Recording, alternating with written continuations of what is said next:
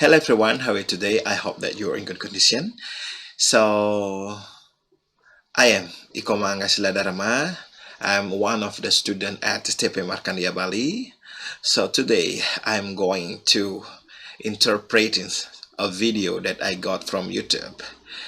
So this video I made for fulfill the final assignment for interpreting subject. So let's check it out. I always told myself that if I ever get the honor of doing a TED Talk, I would start it off like this. Pia Alonzo Wurzbach, 32, Philippines. Good evening, everyone. I'm Pia, and I'm most popularly known as Miss Universe from 2015. That year where Steve Harvey made the infamous mistake of announcing the wrong winner, Miss Colombia first. It's still a crazy memory, even after all these years. Saya selalu mengatakan pada diri saya bahwa jika saya mendapatkan kehormatan untuk melakukan TED Talk, saya akan memulainya seperti ini. Pia Alonzo Wurzbach, 32 tahun Filipina. Selamat malam semuanya, saya Pia, dan saya paling dikenal sebagai Miss Universe dari tahun 2015. Di mana Steve Harvey melakukan kesalahan terkenal dengan mengumumkan pemenang yang salah satunya Miss Colombia terlebih dahulu. Dan itu masih menjadi kenangan yang sangat gila bahkan setelah bertahun-tahun. Winning Miss Universe opened many doors for me. I am currently a UNAIDS Goodwill Ambassador for Asia and the Pacific. I support local and international organizations helping people living with HIV. I'm an advocate for women's health, women's rights, mental health, and I'm also a WWF Philippines ambassador.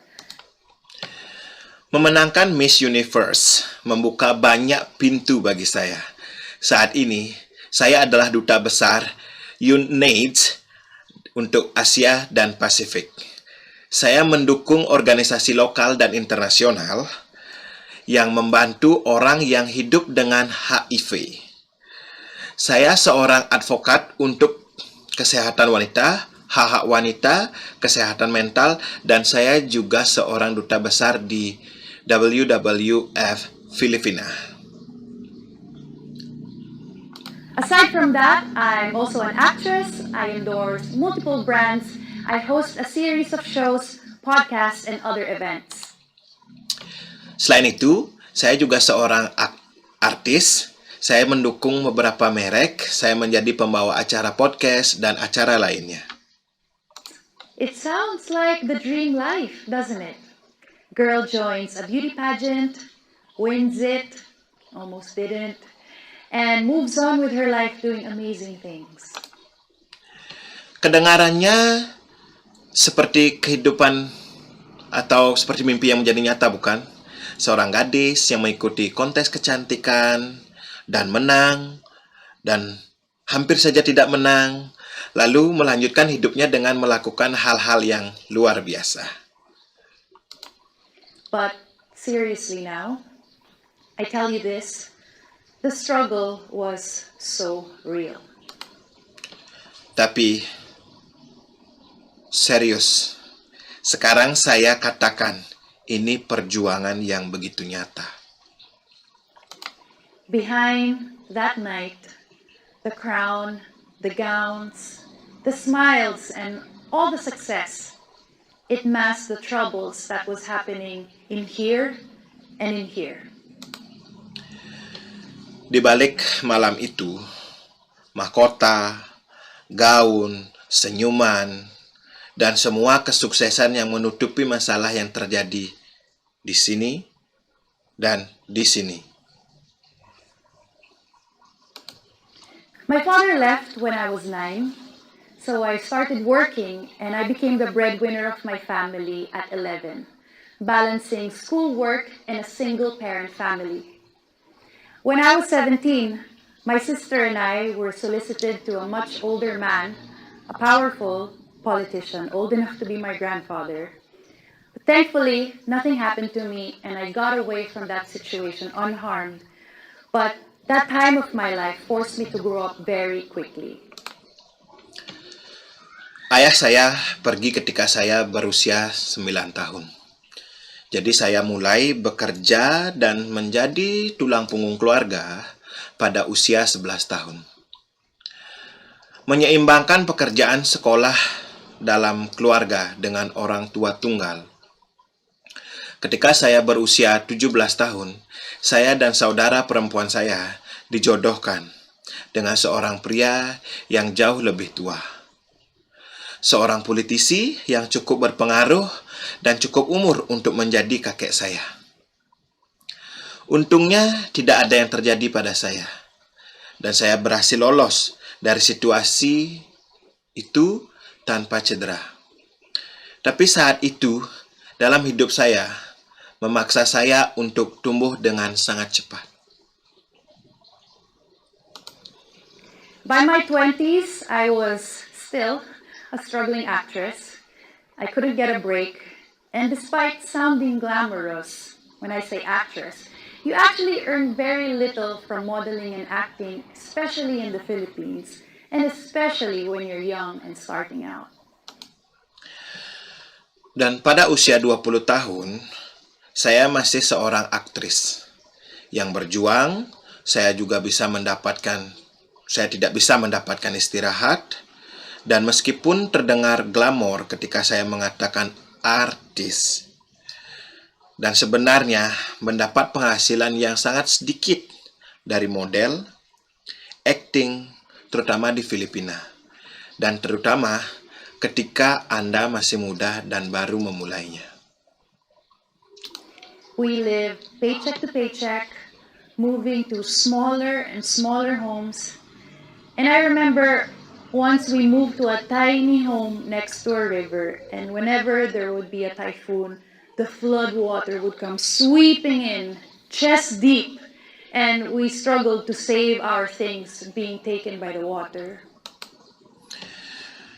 Kami hidup dari gaji, pindah ke rumah yang lebih kecil, dan lebih kecil lagi. Dan saya ingat suatu ketika kami pindah ke rumah yang lebih kecil, di sebelah sungai, dan setiap kali ada badai, air hujan akan menyapu semua setinggi dada, dan kami berjuang untuk menyelamatkan barang-barang kami yang terbawa air.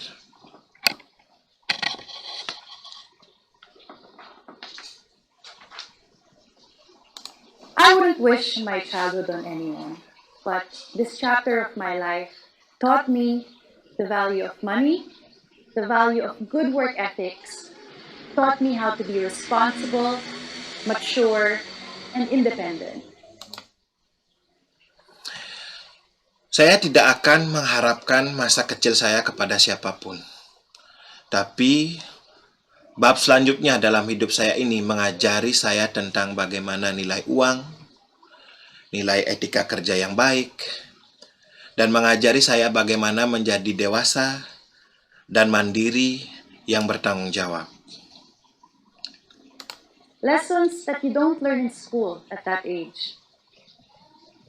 My first serious relationship was an abusive one, and it was one of the hardest times of my life. Pelajaran yang tidak kalian pelajari di sekolah pada usia itu. Hubungan serius pertama saya adalah hubungan yang penuh dengan kekerasan, dan itu adalah masa tersulit di dalam hidup saya. I was psychologically manipulated, physically and mentally, psychologically, I was drained. He made me quit my job. I stopped seeing my friends. I stopped making my own money. I gave him everything I had. Financially, mentally, emotionally, I gave it all. Saya dimanipulasi secara psikologis, secara fisik, dan mental. Secara psikologis saya terkuras habis. Dia membuat saya berhenti dari pekerjaan saya. Saya berhenti bertemu dengan teman-teman saya berhenti mencari uang sendiri. Saya memberikan semuanya yang saya miliki secara finansial, mental, emosional. Saya berikan semuanya. The best thing I did was find the courage to break up with him and jump into my passion, pageants. I decided to join Binibining Pilipinas or Miss Philippines, but even that was far from easy. Hal yang terbaik yang saya lakukan adalah menemukan keberanian untuk putus dengannya dan terjun ke kontes yang saya sukai. Saya memutuskan untuk bergabung dengan Binibin Philippines dan Ratu Sejagat. Tapi itu pun masih jauh dari kata mudah. I wasn't welcome in the space because I'm only half Filipino and I have a foreign-sounding last name. And of course, I was teased to death for being a failed actress who's now trying her bet at a beauty pageant. Saya tidak diterima di tempat itu karena saya hanya setengah Filipin. Dan saya memiliki nama belakang yang terdengar asing. Dan tentu saja diejek sampai mati karena menjadi artis gagal yang sekarang mencoba bertaruh di kontes kecantikan. I lost the first time I tried, and I was devastated. So I joined again the next year, and I lost that too. Saya kalah pada saat pertama mencoba. Dan itu saya merasa sangat terpukul. Jadi saya juga mengulangi di tahun berikutnya dan saya kalah juga. I had no money. I was sleeping in friends' houses. I was borrowing money, and I even slept in my car with my dog when I had no home of my own. But I never stopped fighting for my dream. The third year I competed, people thought I was crazy for even trying again because nobody joins for 3 times. But third time's a charm indeed, and I was lucky. The stars finally aligned and I got it. Saya tidak punya uang, saya tidur di rumah teman, saya meminjam uang, dan saya bahkan tidur di mobil saya dengan anjing saya. Dan karena saya tidak memiliki rumah saya sendiri. Tapi saya tidak pernah berhenti memperjuangkan impian saya. Pada tahun ketiga, saya berkompetisi. Orang-orang mengira saya gila karena saya mencoba untuk lagi karena tidak ada orang yang mencoba selama lebih dari 3 kali. Tetapi ketiga kalinya memang merupakan pesona dari diri saya dan beruntung berbintang-bintang dan akhirnya saya mendapatkannya. I won the top prize and all of the hard work paid off, and I finally earned my ticket to represent the Philippines at Miss Universe. Saya memenangkan hadiah utamanya dan semua kerja keras saya terbayar dan akhirnya saya mendapatkan tiket untuk mewakili Filipina ke Miss Universe. That chapter of my life taught me the value of perseverance, determination, being tenacious, unshakable, and tough. When I competed at Miss Universe, I felt the weight of the country on my shoulders. It was 42 years since the Philippines won again before I did, and pageants are the closest thing that we have to a national sport. Despite the dramatic night, winning was one of the most rewarding experiences I've ever had. Babak dalam hidup saya mengajarkan saya nilai ketekunan, tekad yang kuat, dan tak tergoyahkan. Dan tangguh ketika saya berkompetisi di Miss Universe. Saya merasakan beban negara di pundak saya. Sudah 42 tahun sejak Filipina menang lagi sebelum saya, dan kontes adalah hal yang paling dekat dengan olahraga nasional. Meskipun kemenangan saya pada malam yang dramatis adalah salah satu pengalaman yang paling berharga yang pernah saya alami. My homecoming parade alone was 6 hours long along the major roads of Metro Manila with around 1.4 million people in attendance. If I ran for president that day, maybe I could have won. I felt like I was on top of the world. Now, I wish I could tell you that this part was the switch of my fate and fortune, where things turned for the better and it was all plain sailing from there. Maybe it was to many people who saw me and who saw my journey. From the outside, it looked like the perfect fairy tale ending to a lifelong struggle of family breaking apart, financial struggles, and dreams being pushed away. Parade kepetualangan saya sendiri berlangsung selama 6 jam di sepanjang jalan utama Metro Manila dengan sekitar 1,4 juta orang yang hadir. Jika saya mencalonkan diri sebagai presiden pada hari itu, mungkin saya bisa menang. Saya merasa seperti berada di puncak dunia. Sekarang saya berharap saya dapat mematakan kepada Anda bahwa bagian ini adalah peralihan iman dari keberuntungan saya di mana segala sesuatunya berubah menjadi lebih baik dan semuanya berjalan lancar sejak saat itu. Bagi banyak orang yang melihat saya dan yang melihat perjalanan saya di luar negeri, ini terlihat seperti akhir dari dongeng yang sempurna untuk perjuangan seumur hidup keluarga yang terpecah belah secara finansial dan perjuangan impian yang sedang didorong menjauh. Yeah, maybe from afar it did look perfect, but the reality was far from it. What people saw after my reign was a Cinderella story and a happy ending, but I was struggling even more inside. What happens is, when you win Miss Universe, you're usually given a psychiatrist because you need that. When your life is suddenly changed overnight, you need help. Especially for me, with thousands of people sending me death threats. It was during those sessions that I was diagnosed with generalized anxiety disorder and major depression. All of the pain and the suffering I breaking apart, financial struggles, and dreams being pushed away. Yeah, maybe from afar it did look perfect, but the reality was far from it. What people saw after my reign was a Cinderella story and a happy ending, but I was struggling even more inside. Ya, mungkin dari jauh memang terlihat sempurna, tapi kenyataannya jauh dari itu.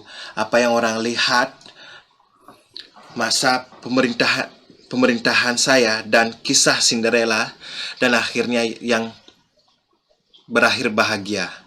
Tapi saya berjuang lebih keras di dalam diri saya. What happens is, when you win Miss Universe, you're usually given a psychiatrist because you need that. When your life is suddenly changed overnight, you need help. Especially for me, with thousands of people sending me death threats. Apa yang terjadi adalah ketika Anda memenangkan Miss Universe, Anda biasanya akan menemui psikiater karena Anda membutuhkannya ketika hidup Anda tiba-tiba berubah dalam semalam. Dan Anda membutuhkan bantuan terutama bagi dengan ribuan orang yang mengirimi diri saya ancaman kematian. It was during those sessions that I was diagnosed with generalized anxiety disorder and major depression. All of the pain and the suffering I endured all my life caught up to me and manifested itself in an ugly, self-destructive way. You'd think that the crown and the title would be the bandage to all of that. Selama sesi itulah saya didiagnosis dengan gangguan kecemasan, umum dan depresi berat, semua rasa sakit, penderitaan yang saya alami, sepanjang hidup saya menyusul dan memanifestasikan dirinya dalam cara yang merusak diri saya sendiri, yang buruk, dan akan berpikir bahwa mahkota dan gelar akan menjadi perban untuk semua itu. You'd think that it would be enough to make sense of all the pain and the rejection, but it didn't. I never really faced or acknowledged that I was sad. Because when you're struggling to make ends meet, you don't think about yourself anymore. Anda akan berpikir bahwa itu cukup untuk memahami semua rasa sakit dan penolakan. Tapi tidak. Saya tidak pernah benar-benar menghadapi atau mengakui bahwa saya sedih karena ketika Anda berujung untuk memenuhi kebutuhan hidup, Anda tidak memikirkan diri Anda sendiri lagi. There's no time to think about how you feel. When your family is dependent on you, there's no time to think about you. And when the whole country is looking at you, there's no time to worry about your personal interests. There's no time to think about your mental health. Tidak ada waktu untuk memikirkan perasaan Anda. Ketika keluarga Anda bergantung pada Anda, tidak ada waktu untuk memikirkan Anda. Dan ketika seluruh negara melihat Anda, dan waktu itu mengkhawatirkan kepentingan pribadi Anda, tidak ada waktu untuk memikirkan kesehatan mental Anda.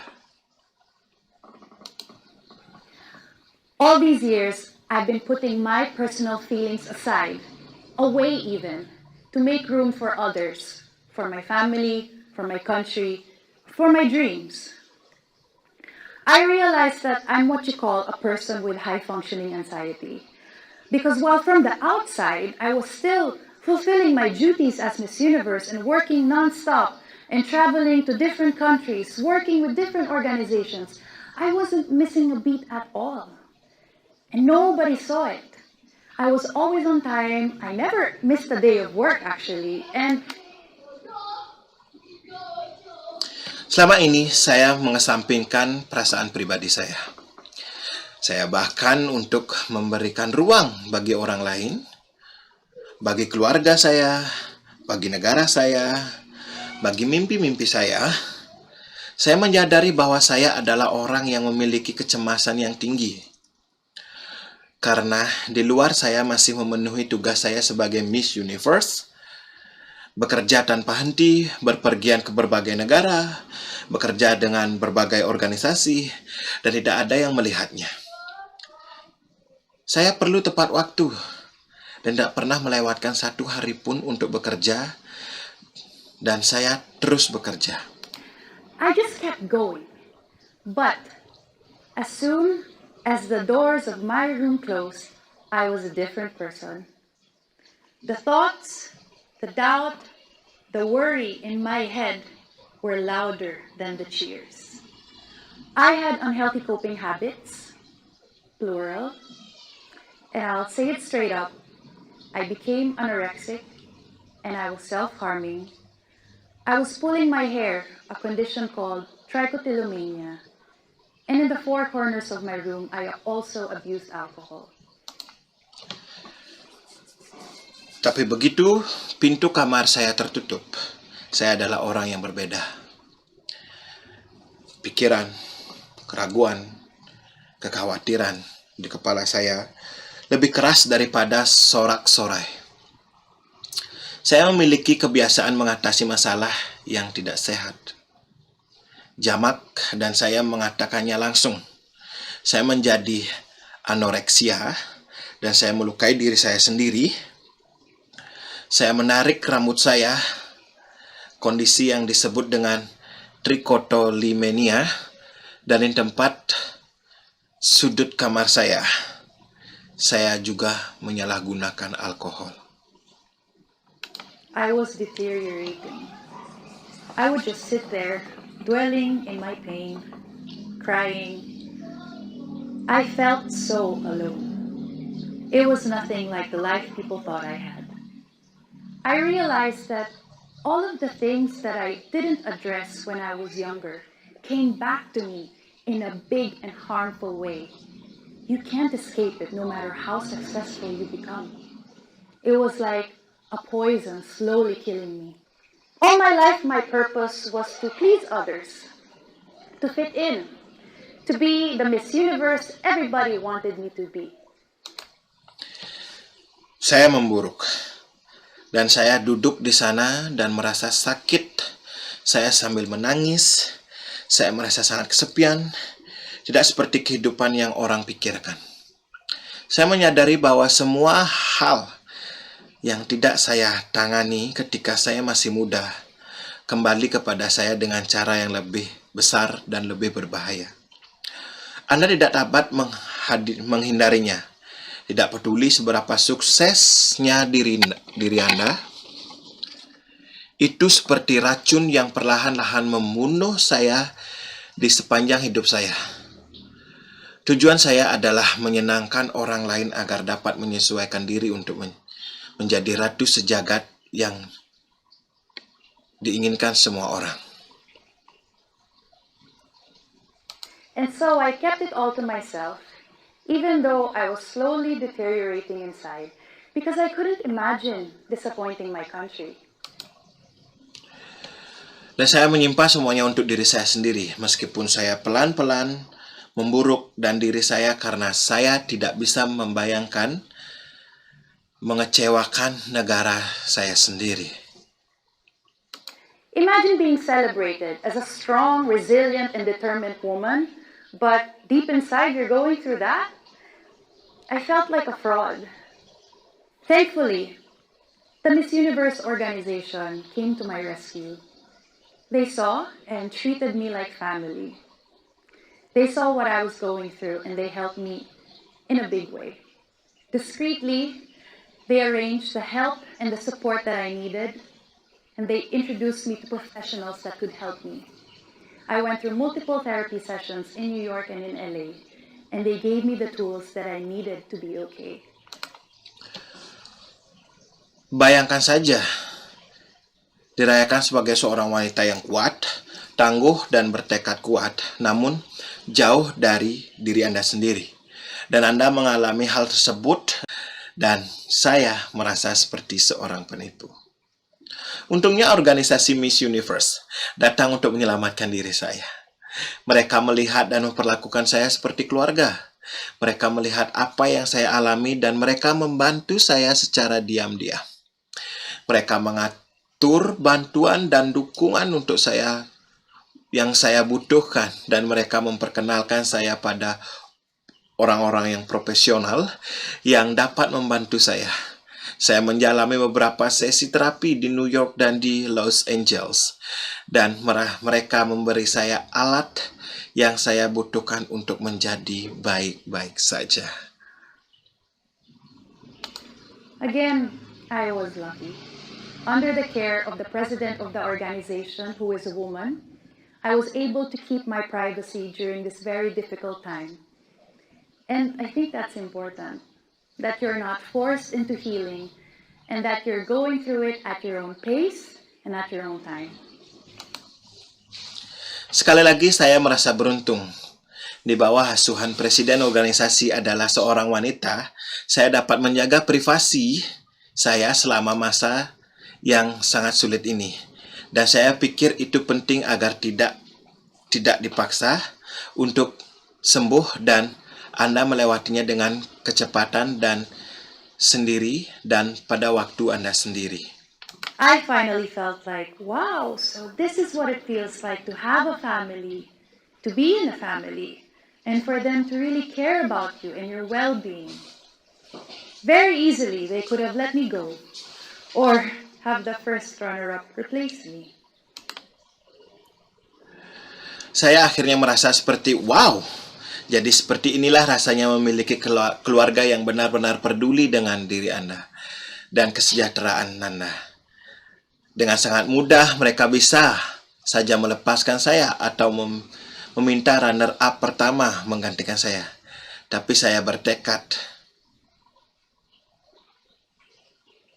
untuk tetap kuat dan melanjutkan misi saya. But I was determined to stay strong, to continue my mission, my purpose, and to turn things around. I wanted to face my demons and finally take care of my heart, something I didn't do or never cared to do.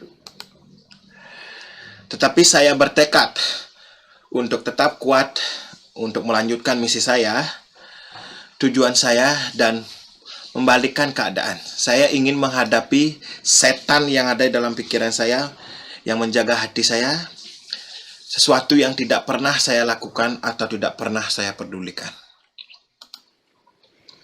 In this next chapter of my life, I feel like breaking free from all of the things everybody thought I should be. All my life, I've been working towards being accepted, fitting in, being the perfect Miss Universe everybody wants me to be. But what does that really mean?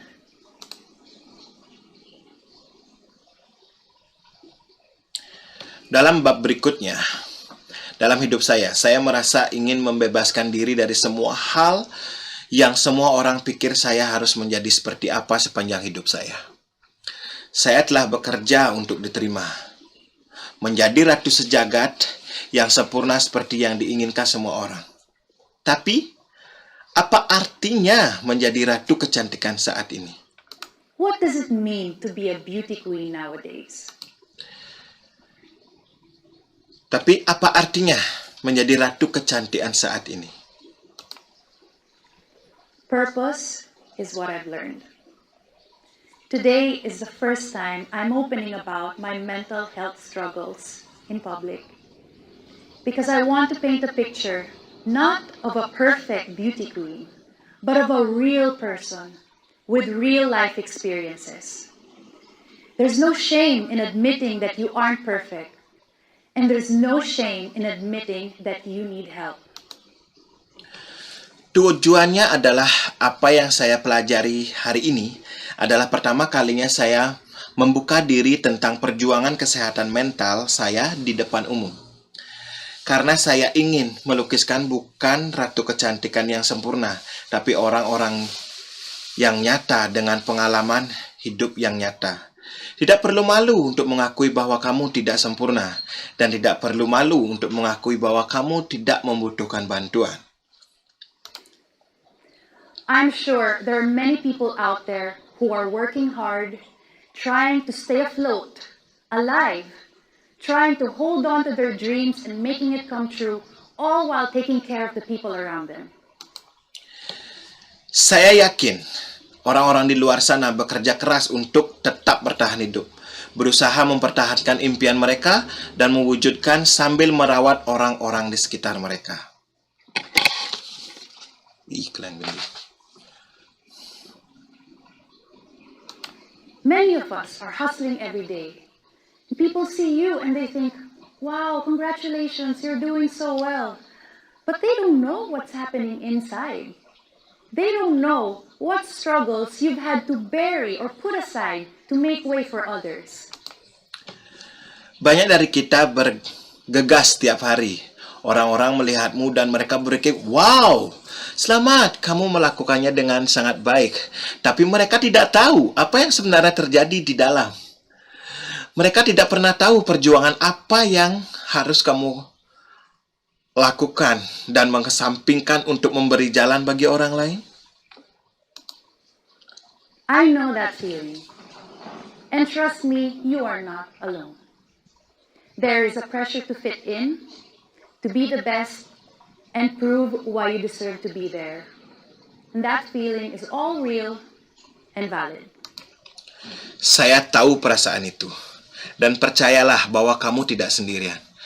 Dan tekanan untuk menyelesaikan diri untuk menjadi orang yang terbaik dan membuktikan mengapa kamu pantas berada di sana. Perasaan itu semuanya nyata dan valid. Today, there are only around 800 registered psychiatrists in the Philippines. 800. For a population of almost 110 million.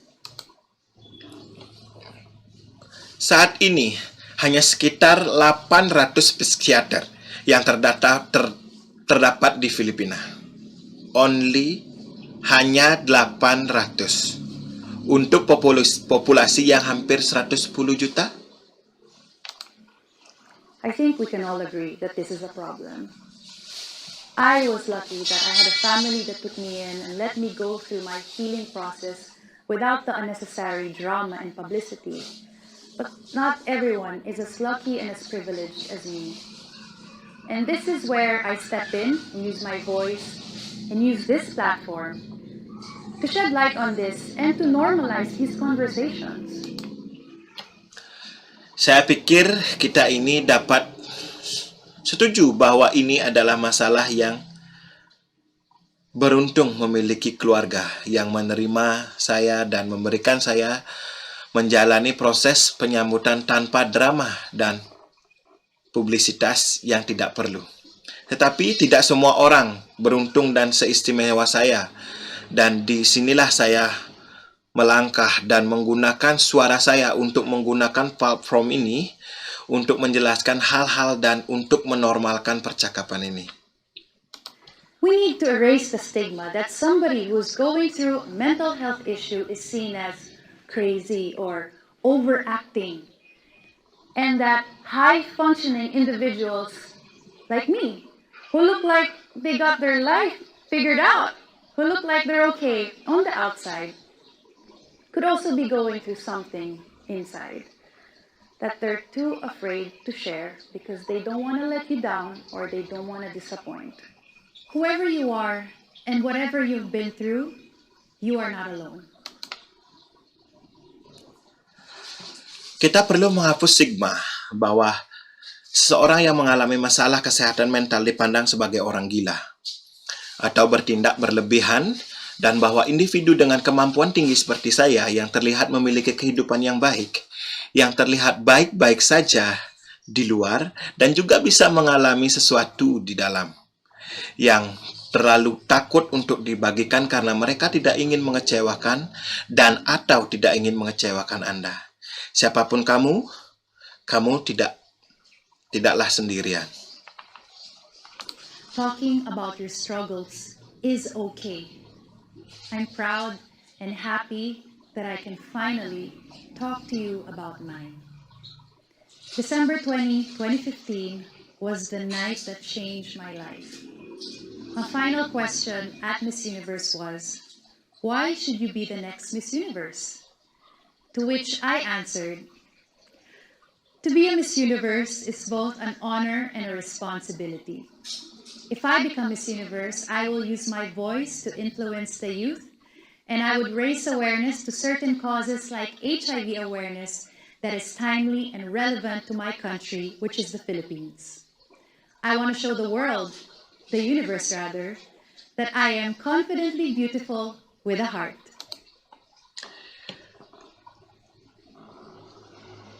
Saya bangga dan senang akhirnya saya bisa bicara denganmu tentang perjuangan saya. Pada tanggal 20 Desember 2015 adalah malam yang mengubah hidup saya. Pertanyaan terakhir yang ditanyakan di Miss Universe adalah, mengapa Anda harus menjadi Miss Universe berikutnya? Yang saya jawab, menjadi Miss Universe adalah sebuah kehormatan dan tanggung jawab. Jika saya menjadi Miss Universe, saya akan menggunakan suara saya untuk mempengaruhi kaum muda dan tidak akan mengatakan kesadaran untuk tujuan tertentu seperti kesadaran HIV yang tepat waktu dan relevan dengan negara saya, yaitu Filipina, yang ingin menunjukkan kepada dunia bahwa saya percaya diri, bahwa saya cantik dengan hati. Tonight, December 2, 2021, almost 6 years after that night, I want to reflect on this question. How do you show the world, or the universe rather, that you are confidently beautiful with a heart? My answer is, in this next chapter of your life, choose you this time. That regardless of the struggles, regardless of your imperfections and missteps. It's what's in here that matters. I want to remind you to stay true to yourself and to your purpose, and I hope you do it with all your heart. Thank you. Malam ini, tanggal 2 Desember 2021, hampir 6 tahun setelah malam, saya ingin merefleksikan pertanyaan ini. Bagaimana Anda menunjukkan kepada dunia atau alam semesta bahwa Anda percaya diri, cantik dengan hati? Jawaban saya adalah di bab berikutnya dalam hidup saya. Pilihlah Anda saat ini. Terlepas dari perjuangan, terlepas dari tidak kemampuan dan kesalah langkahan itu hal yang penting. Saya ingin mengingatkan dan untuk tetap setia pada diri Anda sendiri dan pada tujuan Anda, dan saya harap Anda melakukannya dengan sepenuh hati. Terima kasih. Okay, that's all about my interpret starting from the English one to the Indonesian one. So thank you so much for your attention. See you. Bye-bye.